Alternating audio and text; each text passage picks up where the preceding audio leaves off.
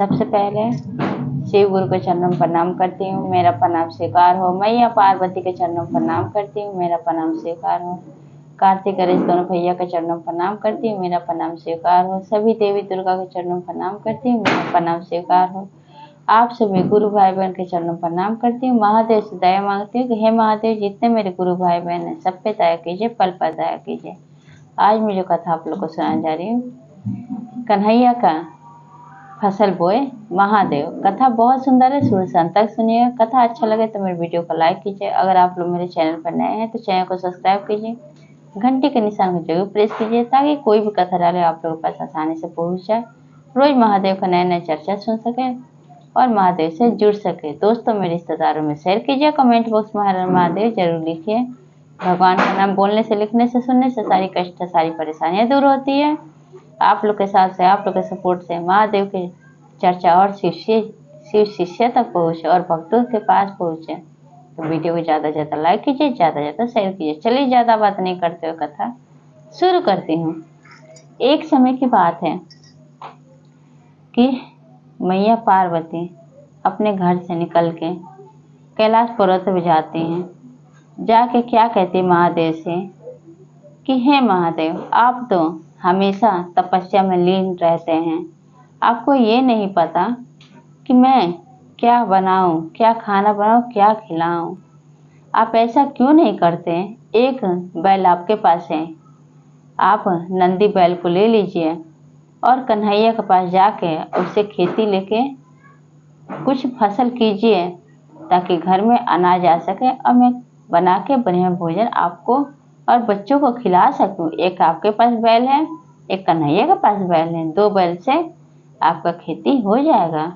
इतना बात है जब मैया पार्वती की सुनते हैं महादेव तो कहते हैं कि हाँ देवी पार्वती, आप सही बोल रही हैं। अपना बैल नंदी को लेके जाने लगते हैं वृंदावन।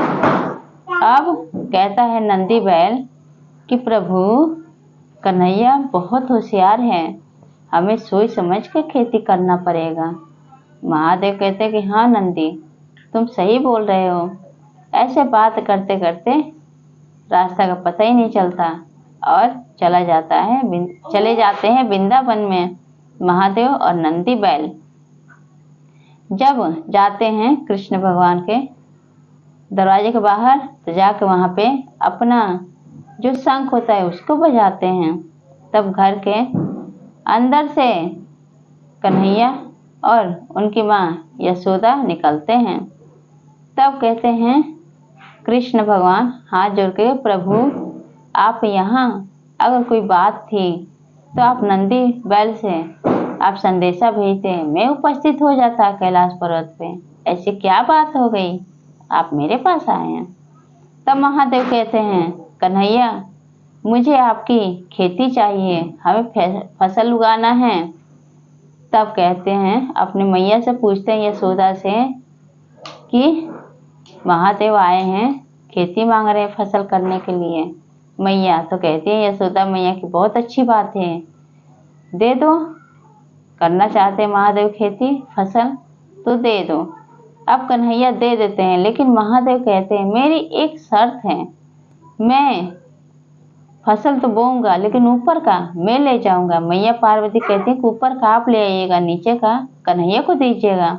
तो महादेव कहते हैं कन्हैया से कि मैं ऊपर का ले जाऊंगा, नीचे का फसल मैं आपको दूंगा। तो कहते हैं कन्हैया कि ठीक है महादेव। अब महादेव कन्हैया का बैल और अपना नंदी बैल दोनों को ले जाके खेत पे अपना फसल बो देते हैं। अब कहते हैं कन्हैया से अब मैं कुछ दिन बाद मिलूंगा, जब फसल तैयार होगा तब मैं आपसे मिलने आऊंगा। कन्हैया कहते हैं ठीक है। फिर महादेव नंदी के साथ चले जाते हैं कैलाश पर्वत पे। जब फसल तैयार होता है पूछते हैं कि कन्हैया से, उस समय जब फसल बोना होता है कि क्या बोऊं मैं, तो कहते हैं कन्हैया कि आप आलू बो दीजिए। तब उसी समय शर्त रखते हैं कि मैं ऊपर कर लूंगा, नीचे का आपको दूंगा। कन्हैया कहते कि अच्छी बात है। अब ये सब बात कह के कन्हैया से महादेव और नंदी बैल चले जाते हैं कैलाश पर्वत पे। जब फसल तैयार होता है कुछ दिन के बाद तब क्या होता है कि महादेव नंदी बैल के साथ आते हैं और आके क्या करते हैं कि ऊपर का जो फसल होता है तो खुद अपने गठरी में बांध लेते हैं और नीचे का फसल कन्हैया को दे देते हैं और लेके नंदी बैल के ऊपर गठरी रख के कैलाश पर्वत पर चले जाते हैं। अब मैया पार्वती को गठरी थमा देते हैं हाथ में। जब मैया पार्वती गठरी को खोलती हैं तो क्या देखती हैं कि उसमें तो सिर्फ पत्ता पत्ता भरा हुआ है। अब मैया पार्वती कहती हैं महादेव से कि प्रभु मैं इस पत्ते का क्या करूंगी, ये पत्ता मैं लेके क्या करूंगी, आप क्या फसल बोए कि आप सिर्फ पत्ता लेकर आए हैं, इसका मैं क्या करूं। फिर कहती हैं मैया पार्वती कि फिर से जाइए वृंदावन और फिर से आप फसल उगाइएगा, फसल बोइएगा, कहिएगा कि ऊपर का नीचे का मैं लूंगा, बीच का तुम्हें दूंगा। अब महादेव मैया पार्वती जैसे बोलती हैं वही सुन के चले जाते हैं वृंदावन नंदी बैल के साथ। नंदी बैल कहता है रास्ते में कि प्रभु कन्हैया बहुत तेज है, बहुत होशियार है, वो अपना दिमाग जरूर लगाएगा, हमें होशियार रहना चाहिए। महादेव कहते हैं कि हाँ नंदी बैल तुम सही बोल रहे हो। फिर कन्हैया के दरवाजे पे पहुंचते हैं। फिर कन्हैया से कहते हैं कन्हैया मुझे ऊपर का नीचे का दोनों खेती चाहिए और बताओ कि मैं क्या फसल बोऊं। कन्हैया कहते हैं कि आप बाजरा बोइए। तब महादेव कहते हैं कि मैं ऊपर का और नीचे का मेरी शर्त है कि मैं ऊपर और नीचे का मैं ही लूंगा और बीच का मैं आपको दूंगा। कन्हैया कहते हैं कि जैसी आपकी आज्ञा प्रभु। अब महादेव फसल बो देते हैं अपना बैल और कन्हैया का बैल लेकर। अब फसल जब कुछ दिन बाद तैयार होता है तब महादेव क्या करते हैं कि ऊपर का और नीचे का अपने लिए ले लेते हैं और बीच का दे देते हैं कृष्ण भगवान को। अब क्या होता है कि जब लेकर गठरी में लेकर आते हैं मैया पार्वती के पास कैलाश पर्वत पे तो क्या देखती है मैया पार्वती। जब गठरी खोलती तो देखती हैं कि उसमें सिर्फ नीचे का डंडी डंडी ही है। अब पूछती हैं कि इसमें का बाजरा कहाँ है, अब बाजरा कहाँ रख दिए। अब महादेव तो भोले भंडारी, वो तो भाव के भूखे हैं, ऐसे ही भक्त उनको भोले भंडारी नहीं कहते हैं। अब नीचे का डंडी सब काट के लेकर मैया पार्वती को देते हैं, ऊपर का बाजरा जो अनाज होता है वो कृष्ण को देते हैं। अब और भी गुस्सा आता है मैया पार्वती को। अब मैया पार्वती कहती हैं कि मैं इस डंडी का क्या करूंगी। फिर कहती हैं कि अब जाइए, अब आप जाके और कन्हैया से कहिएगा कि आप मुझे फसल जो दीजिएगा मैं ऊपर का और नीचे का दोनों लूंगा, बीच का आपको दूंगा। कहते हैं भोले भंडारी ठीक है मैं जा रहा हूँ। अब फिर महादेव चले जाते हैं नंदी बैल पे बैठ के। फिर नंदी बैल कहता है महादेव से कि प्रभु कन्हैया बहुत होशियार है, हमें होशियारी से चलना चाहिए, होशियारी से काम करना चाहिए। महादेव कहते हैं कि हाँ नंदी बैल तुम बहुत सही बोल रहे हो।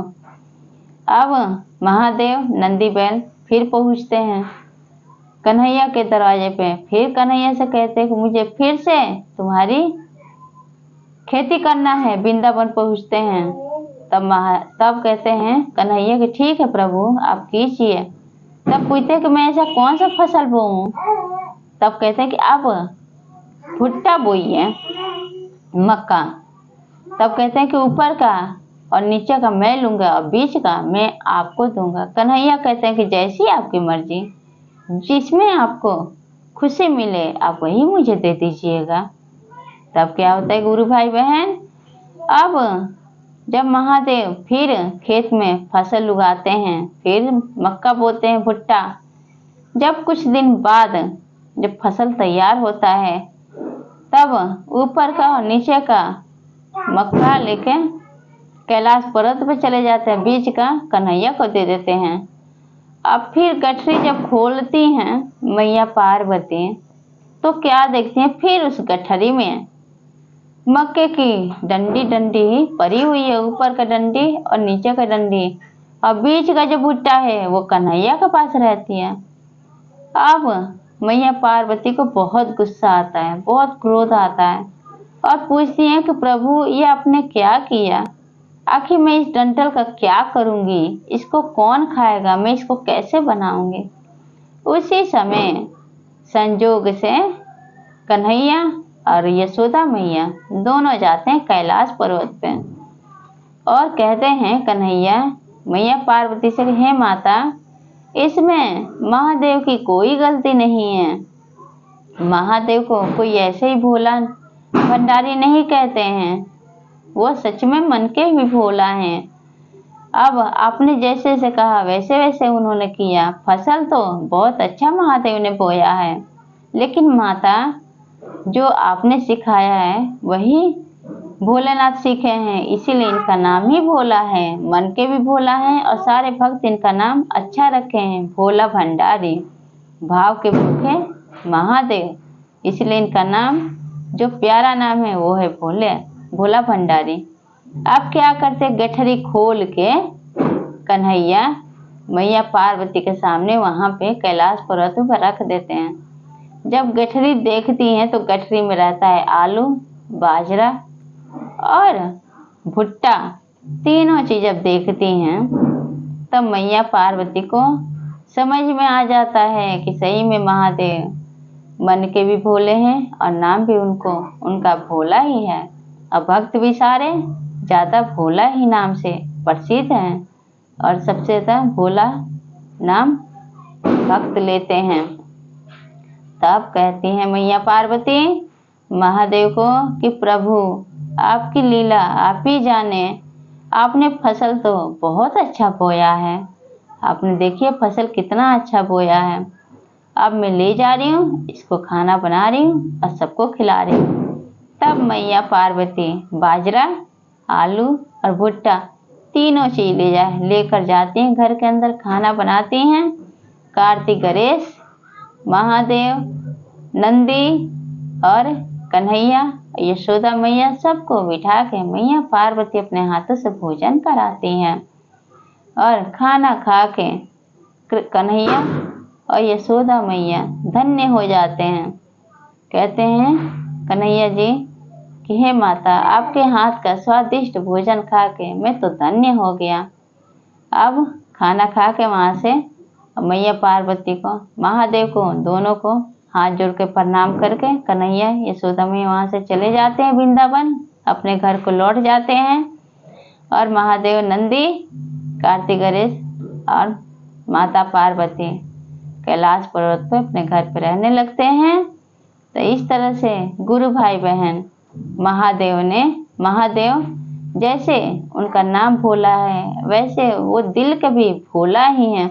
उनको जितना माता पार्वती कहती हैं उतना ही वो सुनते हैं, इसलिए सारा भक्त उनका नाम ही रखे भोला भंडारी, भाव के भूखे भोले भंडारी।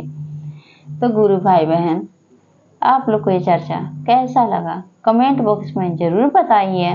इससे ये होता है कि हम लोग को प्रेरणा मिलता है कि आप लोग कथा कैसा लगता है, ताकि इससे अच्छा कथा आप लोगों में और बढ़िया कथा लेकर आ सकूं, आप लोग को सुना सकूं। तो कमेंट में बताइए ये चर्चा आप लोग कैसा लगा और सब बोलिए हर हर महादेव, माता पार्वती की जय।